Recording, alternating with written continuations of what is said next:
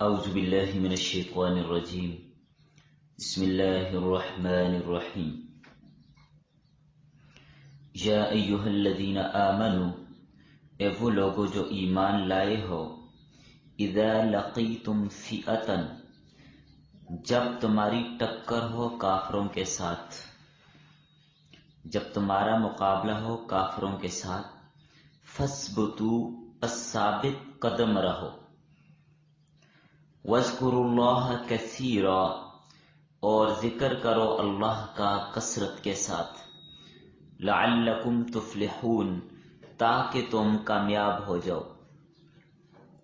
وَأَطِيعُوا اللَّهَ، اور اطاعت کرو اللہ تعالی کی، وَرَسُولَهُ، اور اس کے رسول کی، وَلَا تَنَازَعُوا، اور آپس میں جھگڑا نہ کرو، فَتَفْشَلُوا، پس تم کمزور ہو جاؤ گے، آپس میں جھگڑے سے کمزور ہو جاؤ گے، وَتَذْهَبَ رِيحُكُمْ، اور تمہاری ہوا اکھڑ جائے گی، وَاصْبِرُوا، اور صبر کرو، إِنَّ اللَّهَ مَعَ الصَّابِرِينَ، بے شک اللہ تعالیٰ صبر کرنے والوں کے ساتھ ہے، وَلَا تَكُونُوا، اور نہ ہو تم، كَالَّذِينَ، ان لوگوں کی طرح، خَرَجُوا مِن دِيَارِهِمْ بَطَرًا، جو نکلے اپنے گھروں سے اکڑتے ہوئے،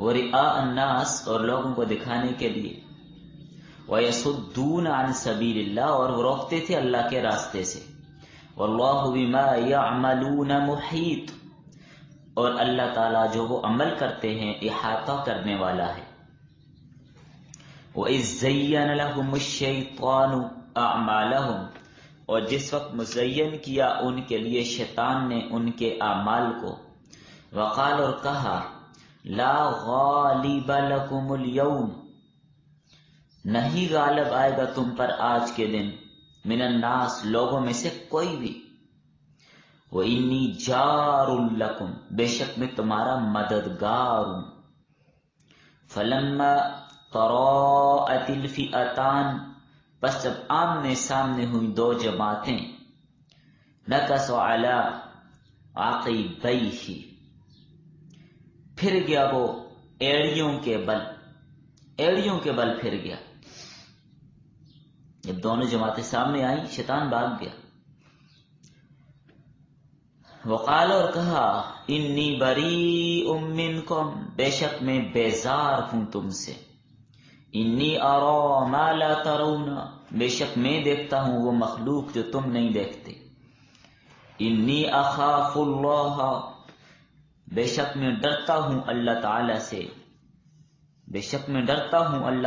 سے، واللہ شدید العقاب، اور اللہ تعالی سخت سزا دینے والا ہے، اذ یقول المنافقون، جب کہنے لگے منافق، والذین فی قلوبہم مرض، اور وہ لوگ جن کے دلوں میں بیماری ہے، غر ہؤلاء دینہم، دھوکے میں ڈالا ان کو ان کے دین نے، ومن یتوکل علی اللہ، اور جو بھروسہ کرے گا اللہ پر، فإن اللہ عزیز حکیم، بس بے شک اللہ غالب ہے، حکمت والا ہے۔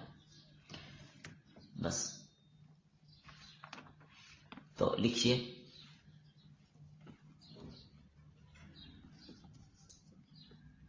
سورہ انفال درس نمبر 11، آیت نمبر 45 تا 49۔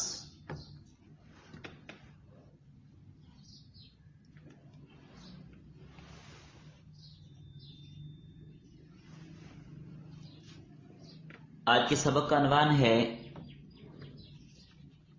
آداب جہاد، آداب جہاد۔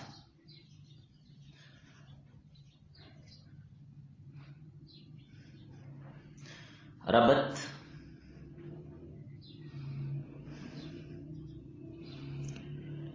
شروع میں جہاد و قتال اور بدر کے واقعات کا کچھ تذکرہ ہوا، اور وہی تذکرہ چلا آ رہا ہے۔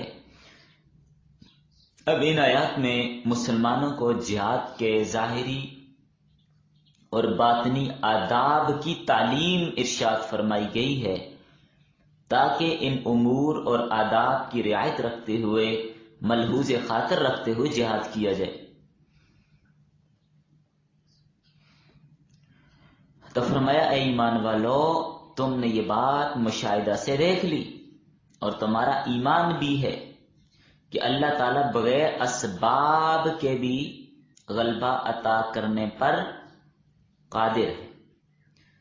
اللہ بغیر اسباب کے بھی غلبہ عطا کرنے پر قادر ہے۔ تم یہ بات مانتے ہو، تمہارے اس پر ایمان بھی ہے، اور جنگ بدر میں تم اس کو اپنی آنکھوں سے دیکھ بھی چکے، لہذا تم کفار کے مقابلے میں ضعیف اور کمزور نہ بننا۔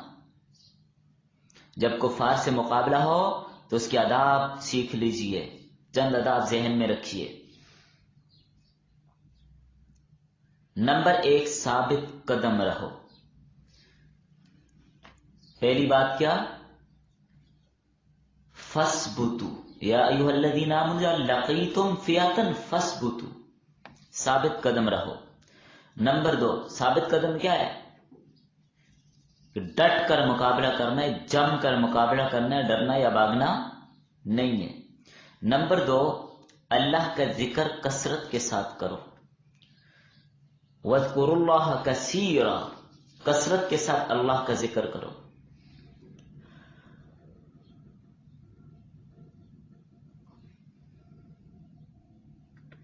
جب ذکر اللہ کی کثرت ہوگی، کثرت کے ساتھ اللہ کا ذکر کیا جائے گا،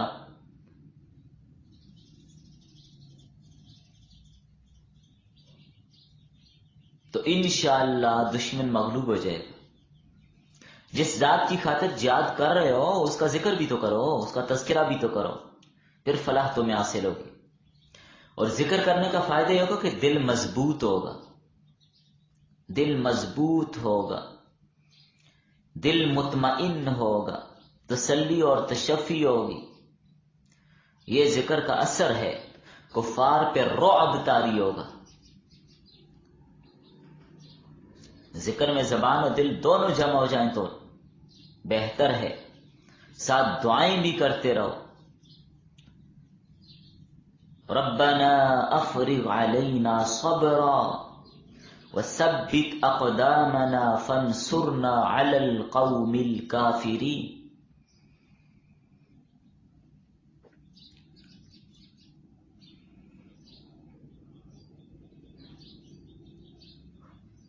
تو ذکر کیا ہے؟ مقصود، مطلوب۔ جب ذکر کرو گے تو اس سے بہت فائدہ ملے۔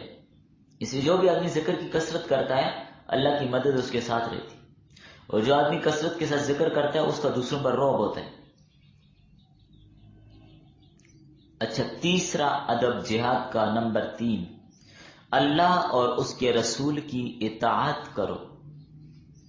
وَأَطِیعُوا اللَّهَ وَرَسُولَهُ، اللہ اور اس کے رسول کی اطاعت کرو۔ یاد رکھو، اللہ اور اس کے رسول کی اطاعت ہوگی تو کامیابی ہوگی، اگر اطاعت نہیں ہے تو کامیابی بھی نہیں ہے۔ اطاعت ہی میں کامیابی ہے۔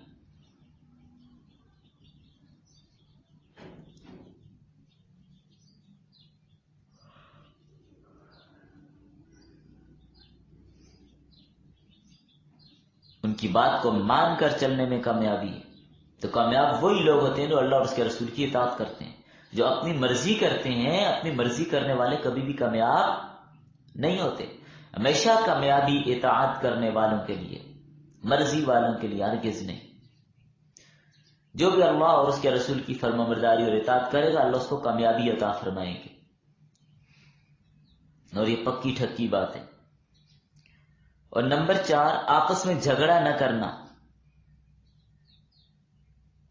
اچھا، ایک بات یہ سمجھے، اطاعت کی بات ہو رہی تھی تو صحابہ کرام نے اطاعت ہی تو کی ہے جس کی وجہ سے اللہ نے فتوحات پہ فتوحات دی ہیں، روم اور فارس تک فتح ہوئے، یہ اطاعت کی وجہ ہے۔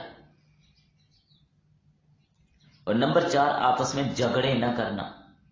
اس لیے اگر تم آپس میں جھگڑا کرو گے تو خود اپنی طاقت کو کمزور کر دو گے، کمزور ہو جاؤ گے، تمہاری ہوا اکھڑ جائے گی۔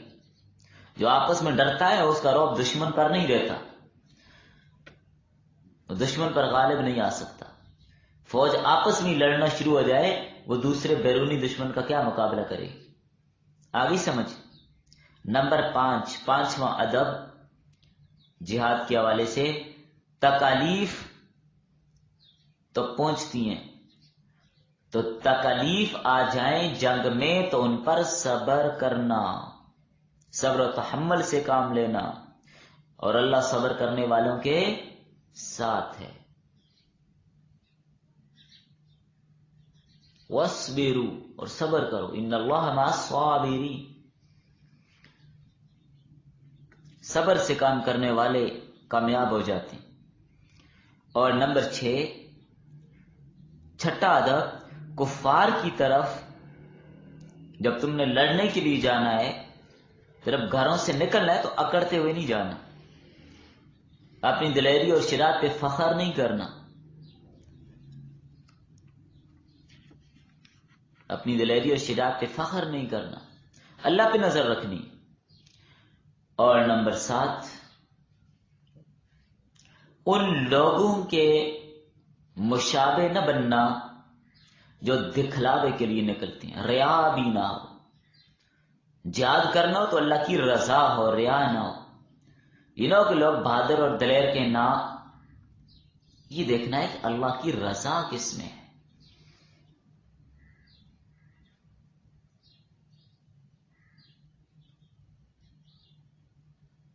کہ جو لوگ مغرور ہیں، متکبر ہیں، ریاکار ہیں، اللہ کی راہ سے روکنے والے ہیں، اللہ ان کے اعمال کا احاطہ کرنے والا ہے، تم اس کی ٹینشن نہ لو، انہیں سزا ملے گی.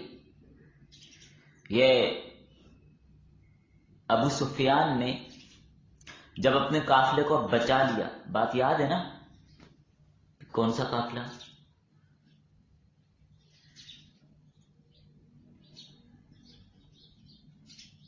کون سا قافلہ؟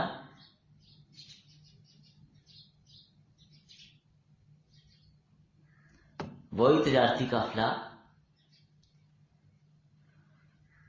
تو جب اس تجارتی قافلے کو بچا کر نکل گیا، بچ گیا، تو اس نے باقی کفار کو کہا بھی کہ بھائی واپس چلے جاؤ، ہمارا جو قافلہ تھا وہ تو بچ کر نکل گیا ہے، لہذا تم واپس چلے جاؤ. تو ابو جہل نے کہا نہیں، ہم ضرور پہنچیں گے بدر میں اور جا کر مسلمانوں کو مار کے آئیں گے، ختم کریں گے. یہ ہمارے میلے کے دن ہے، محمد اور اس کے ساتھیوں کا کام تمام کریں گے، اور پھر وہاں پر اونٹ ذبح کر کے کھائیں گے اور شرابیں پیئیں گے اور گانے والیاں ڈانس کر کے ہمیں دکھائیں گی. تمام عرب پہ ہماری بہادری کی دھاک بیٹھ جائے گی، تمام عرب میں ہماری بہادریوں کے ڈنکے بجیں گے. یہ اس کا تکبر تھا. اس تکبر اور غرور کا پھر نتیجہ کیا نکلا کہ شراب پینے کے بجائے موت کے جام پیے، گانوں کے بجائے نوحے کیے. تو مومنوں کو حکم دیا کہ تم بڑائی اور ریا اور فخر تکبر سے بچنا، عاجزی کرنا.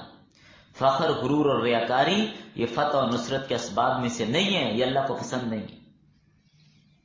فرمایا اس وقت کو یاد کرو جب شیطان کفار کو ان کے اعمال مزین اور آراستہ کر کر کے دکھا رہا تھا.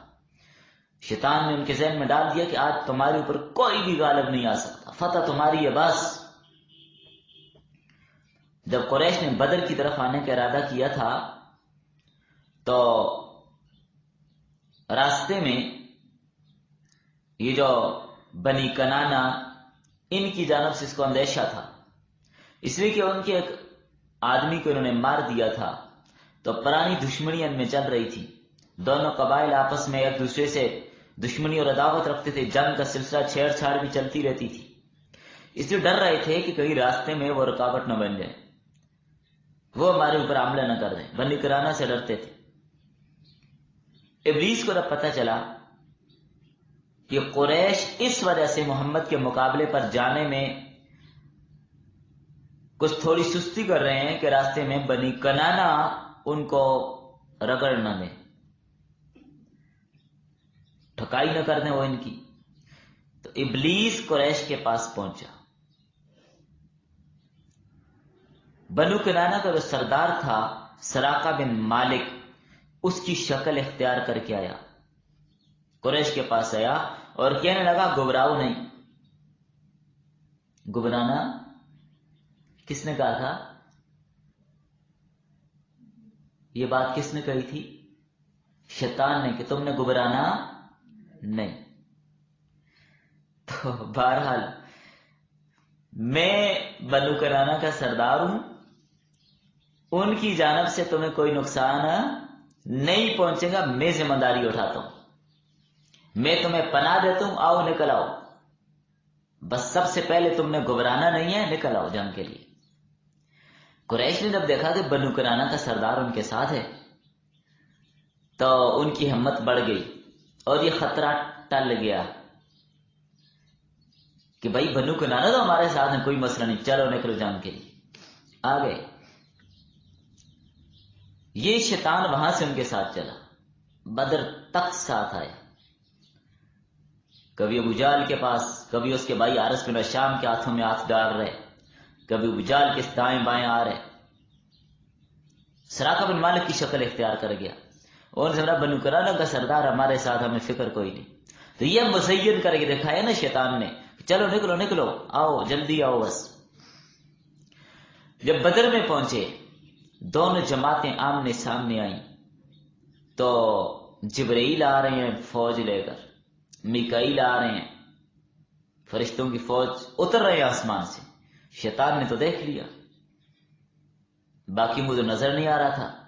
شیطان پیچھے ہٹا اور کہا میں تم سے بیزار ہوں.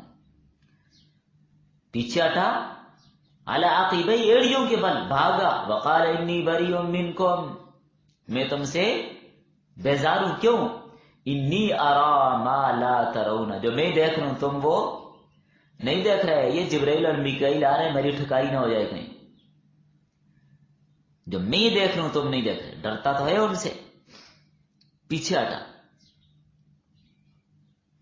مجھے ڈر ہے کہیں قیامت سے پہلے پکڑا ہی نہ جاؤں، میری ٹھکائی نہ ہو جائے. باقی جو دنیا میں مہلت ہے وہ تو عذاب اخروی کے اعتبار سے ہے نا. اچھا، یہاں پر شیطان نے ایک بات جھوٹ بولی تھی. کون سی بات؟ کہ انی اخاف اللہ، میں اللہ سے ڈرتا ہوں. ڈرتا ہے یہ اللہ سے؟ بھئی اللہ سے ڈرتا تو حضرت آدم کو سجدہ نہ کر دیتا. کدھر ڈرتا ہے یہ ڈرتا، اس نے جھوٹ بولا تھا. بات سمجھ آ گئی آپ کو؟ اس کے دل میں خوف خدا نہیں ہے. یہ تو اس نظریے سے آ رہا تھا کہ قریش کا لشکر ہلاکت میں آ گیا ہے بس. تو اس کا کام اور اس کی عادت یہ ہے کہ دوسرے کو اس کی اعمال، اس کا طریقہ راستہ مزین کر کے دکھا کر صحیح درمیان میں لا کر پھنسا کر، جب پھنس جاتے یہ بھاگ جاتے. اس کا کام نہیں ہے دوسروں کو پھنسانا. قیامت کے دن بھی یہ یہی کہے گا، جہنم والوں سے یہ کہے گا میرا کوئی قصور نہیں ہے بھائی، میں نے تو تمہیں نہیں کہا تھا، تم نے خود کیا ہے، میں نے تو بس مزین کر کے دکھایا ہے. تو یہاں پر بھی اس نے ان کو لا کر بدر میں پہنچا کے پھنسا گئے، کیونکہ اپنے ساتھ جہنم لے کے جانے کی تعداد بڑھانی تھی. اس نے خود بھاگ گیا. دوران جنگ حارث بن ہشام کے ہاتھوں میں ہاتھ ڈالے کھڑا تھا. جب فرشتے اترتے نظر آئے ہاتھ جھٹک دیا، بھاگنے لگا. حارث بولا سراقہ ایسی حالت میں چھوڑ کر بھاگنا وفاداری نہیں ہے، بھاگ رہے ہو. ابلیس نے اس کے سینے پر ہاتھ مارا، کہنے لگا میرا تم سے کوئی تعلق نہیں، تم جانو تمہارا کام جانے، میں وہ چیز دیکھ رہا ہوں جو تم نہیں دیکھ رہے. تو کفار کو ذلت ناک شکست ہوئی. پھر بدر کے بگوڑے جب مکہ پہنچے، وہاں جا کر انہوں نے سراقہ کو پیغام بھیجا کہ ہماری شکست کا سبب تم بنے ہو. تم ہمیں لے کر گئے اور پھر ہمیں چھوڑ کے عین موقع پر بھاگ بھی گئے. سراقہ کو جب یہ بات پتہ چلی کہ مکہ والے یہ کہہ رہے ہیں، اس نے قسمیں اٹھائی، بھائی مجھے تو پتہ ہی نہیں ہے یہ کیا باتیں کر رہے. تو مجھے تو یہ خبر بھی نہیں ہے کہ تم جنگ کے لیے گئے ہو، نکلے ہو. کتنے دن تمہاری لڑائی ہوئی؟ مجھے تو یہ بھی نہیں پتا. ہاں جب تمہیں شکست ہوئی ہے تو مجھے خبر ملی ابھی کہ تم نے شکست کھا لی، باقی مجھے کوئی پتہ ہی. قریش نے کہا یہ کیا ہو گیا؟ فلاں فلاں دن تو ہمارے پاس نہیں آیا تھا، فلاں فلاں موقع پر یہ بات تو نے نہیں. اس نے کہا اللہ کی قسم مجھے پتہ ہی نہیں ہے. اس وقت جا کر ان کو پتہ چلا یہ شیطان کی گڑبڑ تھی. تو کیسا دھوکہ دیا؟ شیطان کا یہ تزین تھا. ادھر مشرکین مکہ کو اس نے اس طرح کر کے مبتلا کیا دھوکے میں، اور ان کو لے کر وہاں پہنچا. ادھر جو منافقین مدینہ تھے ان کے ساتھ بھی یہ کچھ کیا اس نے. تو یہ جیلی سراقہ وہاں سے بھی بھاگا، اور ادھر جو منافقین مدینہ تھے ان کے ذہنوں میں بھی اس نے بات اذ یقول المنافقون والذین فی قلوبهم مرض غر هؤلاء دینهم. یہاں پر اس کا تذکرہ بھی کیا. جب مسلمان مدینہ سے نکل آئے تھے اور آگے جب چلنے لگے بدر کے لیے تو منافقین کہنے لگے ہزاروں کے لشکر جرار سے تم کیا لڑو گے؟ کہنے لگے یہ مسلمان دھوکے میں ہیں، بس ان کو ان کے نبی نے بتا دیا جنت ملے گی جنت ملے گی، بس وہ جنت کے نام سے بس اپنی جانیں مروانے کے لیے جا رہے ہیں. یہ دھوکے میں ہیں، یہ کچھ بھی نہیں کر سکیں گے، مار کھا کے آئیں گے، ایک بھی نہیں بچے گا. اس پر یہ آیت نازل ہو گئی. فرمایا یاد کرو اس وقت کو جب مدینہ کے منافق اور وہ لوگ جن کے دلوں میں شک تھا، مرض بیماری تھی، جن کے دلوں میں شک ہے، بیماری ہے، مرض ہے، وہ کہنے لگے ان مسلمانوں کو ان کے دین نے دھوکے میں رکھا ہے کہ تھوڑے سے آدمی لڑنے جا رہے ہیں اور ان کو فریب اور دھوکہ یہ ہے کہ جنت میں چلے جائیں گے، ایسا ایسا مقام ملے گا، ایسی ایسی نعمتیں ملیں گی. تو اس دھوکے کی وجہ سے اپنی جان سے بھی ہاتھ دھوئیں گے. تو اس کا جواب اس آیت نے دیا کہ بھائی یہ دھوکہ نہیں ہے، بلکہ وَمَن يَتَوَكَّلْ عَلَى اللَّهِ فَإِنَّ اللَّهَ عَزِيزٌ حَكِيمٌ. یہ ان کا توکل ہے، یہ اللہ کی ذات پر ان کا بھروسہ ہے. بات سمجھ آ گئی آپ کو؟ جو اللہ پر بھروسہ کرے گا اللہ تمہارے گمانوں سے اور وہموں سے بڑھ کر اس کی مدد کرتے. وہی غالب ہے. سہ گنا فوج ہے، اسلحے سے لیس ہے، لیکن اللہ نے مدد کس کی؟ جنہوں نے اللہ پہ توکل اور بھروسہ کیا. فرمایا وہی غالب اور وہی حکمت والا ہے. فإن اللہ عزیز، وہی غالب ہے، غلبہ اسی کو دیتا ہے جس کو چاہے، اور جو اس کا دوست ہو، جو اس کا محبوب ہو، غلبہ اسی کو دیتے. اور حکیم و حکمت والا ہے، اور اس کی حکمت کا تقاضا یہ ہے کہ بغیر سامان کے، بغیر اسلحہ کے، بغیر آلات حرب کے، باوجود بے سر و سامانی کے اپنے دوستوں کے ہاتھوں سے دشمن کو خوب پٹائے، خوب دشمن کی پٹائی اور ٹھکائی کرا دے. یہی اس کی حکمت ہے. اور لشکر جرار پر فتح دے دے، یہی اس کی حکمت ہے. واللہ غالب علی امرہ ولکن اکثر الناس لا یعلمون. چلیں بس.